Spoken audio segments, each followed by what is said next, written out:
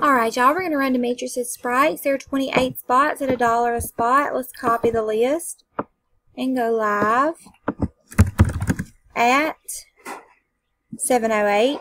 It is 7:08. Let's paste the list. We have 28 spots. We're going to need a 4 or higher on the dice.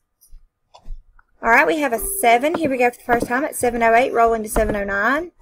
After the first time, there are 28 items on the list. Anita's on top, Monica's on bottom. Dice calls for a 7. Here we go at 7:09. That's 2, 3, 4, 5, 6. After the 6th time, there are 28 items on the list. Florence is on top. She's also on bottom. Dice 5 and 2 calls for a 7. Here we go for the last time at 7:09. Good luck, y'all. Alright, after the last time, spot number 13, myself, I have 1. There were 28 items on the list, and we randomized 7 times. The dice, a 6 and 2, did call for a 7.